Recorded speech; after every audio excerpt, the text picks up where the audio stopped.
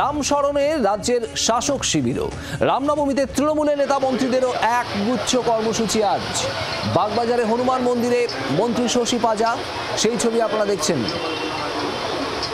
সেখানে গিয়ে পুজো দেন রাজ্যের মন্ত্রী শশী পাজা।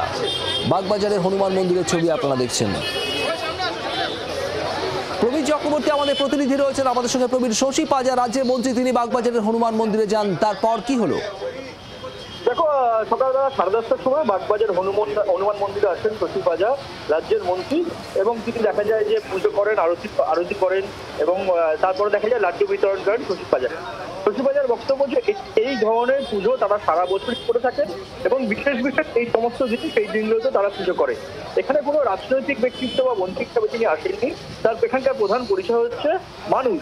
ধর্মের রাজনীতি আসলে বিজেপি এই রাজ্যে তারা নিয়ে এসেছে। তারা চাইছেন ধর্মকে কেন্দ্র করে রাজনীতির ময়দানে যেতে, এবং এই যে বিভিন্ন হুঁশিয়ারি যে অভিযোগ আসছে সেক্ষেত্রে শশী পাজার বক্তব্য যে তারা চাইছেন মন্দির দখল করতে, মন্দির দখল করে ভগবানকে পাওয়া যায় না বলে জানাচ্ছেন শশী পাজা। সুতরাং রাজনৈতিক যে তরজা গত 7 দিন ধরে দেখা যাচ্ছে রামনবমীকে কেন্দ্র করে এই রাজ্যে, রামনবমী সকালেও কিন্তু সেই রাজনৈতিক তরজা অব্যাহত রয়েছে, এবং তৃণমূল কংগ্রেসের প্রচুর কর্মসূচি কিন্তু নেতা নেত্রীদেরও আজকে রয়েছে। সকালে শশী পাজাকে দেখলাম, এরপরে একের পর এক তৃণমূল নেতাদের তাদের বিভিন্ন কর্মসূচি রয়েছে, যদিও তাদের দাবি তারা সারা বছরই এই দিনকে পালন করেন, এর সঙ্গে রাজনীতির কোনো সম্পর্ক নেই। প্রবীর, ধন্যবাদ। বাংলার আওয়াজ, বাঙালির আবেগ, জি 24 ঘন্টা।